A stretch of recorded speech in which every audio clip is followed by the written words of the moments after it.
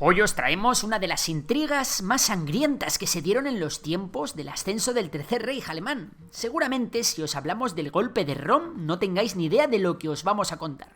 Este es el nombre que le dieron los alemanes en su momento, pero quizás vosotros conozcáis mejor este fatídico evento como la Noche de los Cuchillos Largos.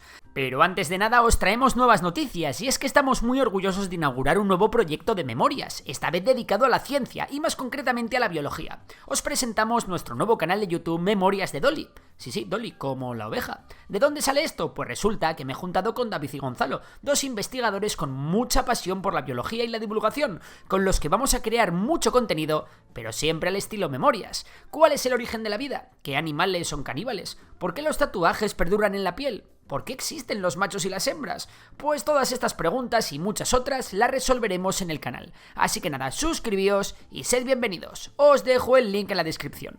Y ahora sí, vamos con el vídeo de hoy. Preparaos amigos, porque hoy en Memorias de Pez os vamos a contar todo lo que sucedió. Como muchos sabéis, durante enero del año 1933, Paul von Hindenburg nombró canciller a este señor, el del bigote. Con su ascenso al poder, el más tarde denominado como Führer prohibió los partidos políticos rivales en Alemania, convirtiendo así al país en un estado unipartidista. Pero no todos los flecos estaban cortados. A pesar de que la oposición política externa al partido nazi había sido amedrentada, la oposición interna todavía era un tema que había que tratar. Y es que resulta que había una facción que le quitaba el sueño al Führer. Un grupo paramilitar de enorme importancia en el ascenso del nacionalsocialismo, que había sido utilizado en numerosas ocasiones como herramienta ofensiva y que había conseguido numerosos votos y apoyos para el nazismo. Estamos hablando de las Sturmbannstellung, las SA, o las secciones de asalto, un grupo integrado por millones de personas cuyos miembros eran conocidos como las camisas pardas, y por aquel entonces estaban liderados por Ernst Röhm. Bueno, las SA tenían un carácter ideológico de tendencia revolucionaria, aunque eran claramente anticomunistas, además de un enorme poder que podía disputar el control al mismísimo Führer. Y aunque su líder Röhm era amigo personal de Hitler, los altos mandos del ejército alemán sabían el peligro que suponía tener a un personaje que tenía unas grandes aspiraciones, que hablaba de integrar al ejército dentro de las SA y que además era tan imprevisible. Las peticiones a Hitler de que se limitase el poder de las SA aumentaron. Goebbels, Himmler, Rudolf Hess y Göring, que tenían una relación malísima con el líder de las SA, se mostraron contrarios a la notoria independencia que Röhm había ido adquiriendo, algo que también hicieron el mundo empresarial y financiero alemán, con miedo de una posible segunda revolución. Incluso el mismísimo vicecanciller von Papen, cercano a Hindenburg, que criticaba los actos violentos de las SA, pero que también era crítico con el mismísimo Hitler, pues hasta él amenazó con dimitir si no se hacía algo con las SA.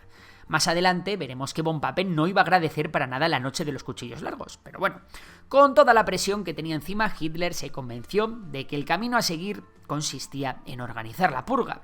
Sería así como a finales del año 1933 se pondría en marcha la conocida como Operación Colibrí.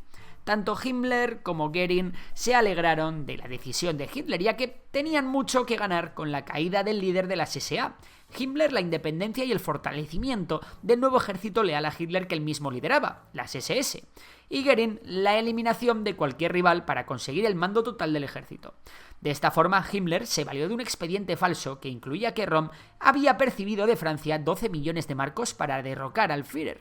Esta invención sería el casus belli. La conspiración ya estaba articulada y la mesa estaba puesta.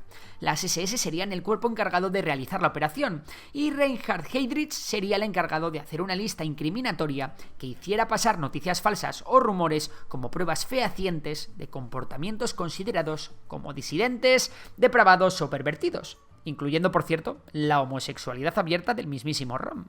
La madrugada del 30 al 31 de junio, un contingente de las SS, acompañado por el mismísimo Führer, se encontraría con el alto mando de las SA en el balneario de Bad Wies, en Baviera.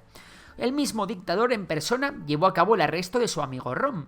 Las SS arrestaron también a un gran número de integrantes de las SA, además de asesinar en su propia habitación a Edmund Heines, líder de las SA en Breslavia, a quien habían encontrado en la cama con un soldado de 18 años. Röhm fue llevado preso mientras que Hitler volvía a la sede del partido en Múnich a ejecutar la última fase de su plan. Allí, con una muchedumbre congregada, denunció la peor traición de la historia y confirmó su intención de ejecutar a los disidentes, indisciplinados y desobedientes, haciendo por supuesto referencia a las SA y a los integrantes de la lista negra de Heydrich. Durante la mañana de ese mismo día, en Berlín, Goebbels había llevado a cabo la fase final del plan, en la que se pondrían en marcha los escuadrones de ejecución para tachar los nombres de la lista. Una llamada con la contraseña Colibrí bastó a Göring para ordenar a sus tropas iniciar la cadena de asesinatos. ¿Qué pasó con Ernst Röhm? Pues a pesar del apoyo de su amigo Adolf, las presiones y los argumentos que los altos mandos expusieron al dictador no valieron para salvar la vida del que entonces fue líder de las SA. Pese a los servicios prestados al Partido Nacional Socialista, Hitler decidió finalmente poner fin a la vida de su antiguo camarada. 2 oficiales de las SS le llevaron una pistola cargada y le instaron a suicidarse, algo que Röhm respondió que no cedería. Ante la negativa, fue asesinado a tiros en su propia prisión. La purga no se limitó a miembros de las SA. La cúpula del Tercer Reich enlistó a todos sus enemigos personales y encargó a la policía secreta nazi, la Gestapo, la ejecución de varias personas. Gustav von Kahr, comisario del Estado de Baviera que había sido el responsable de frenar el intento de golpe de Estado de 1923, fue brutalmente asesinado. Gregor Strasser, antiguo presidente de la NSDAP y disidente firme, murió asesinado en su casa, y Kurt von Schleider, predecesor en la Cancillería al Führer, también fue ejecutado. El dictador también aprovechó la ocasión para llevarse por delante las vidas de otros disidentes y opositores socialistas y comunistas. Además, también atentó contra los conservadores y asesinó a varios miembros cercanos al círculo de von Papen, al que también apresaron. Sin embargo, este era una figura pública a la que no querían tocar, así que terminaron por liberarle. Eso sí, las acciones cometidas contra él sirvieron como un castigo para hacerle cuestionar su posición mínimamente crítica con el régimen. En definitiva, unas 85 personas fueron asesinadas durante esta noche, en una purga que serviría como precedente para todo lo que iba a suceder en Alemania en los años venideros. La acción conjunta de la difusión de propaganda para callar las voces discordantes, llevada a cabo por Goebbels, y la eficaz tarea de eliminación mediante asesinatos selectivos de las SS de Himmler habían cumplido su propósito. Se había logrado instaurar un relato en el que Hitler había salvado a Alemania de un golpe de Estado de las SA. Todo ello llevó a un nuevo escalón en la consolidación del poder de Hitler y al fortalecimiento de las SS, que asumirán a partir de ahora muchas de las funciones y responsabilidades de las SA. De hecho, muchos integrantes de las SA pasarían a formar parte de las SS. Además, esta purga marcó el paso a un régimen aún más autoritario y represivo y consolidó el poder del Estado nazi sobre la sociedad, ya que el ejército y las élites habían aprobado las acciones cometidas, cerrando el capítulo de posibles disidencias internas. Las SA no fueron desmanteladas tras este fatídico golpe. De hecho, siguieron formando parte del engranaje militar nazi hasta la desaparición del régimen en el 45. No obstante, su importancia había quedado relegada al mínimo. Finalmente, tras la muerte de Hindenburg en agosto, el Führer superaría la última barrera que le quedaba para convertir en suya a toda Alemania. Y hasta aquí el vídeo de hoy. Si te ha gustado, ya sabes que puedes darle a like, suscribirte y seguir a Memorias de Tiburón y Memorias de Dolly, nuestros otros canales. Por lo demás, un saludo y hasta la próxima.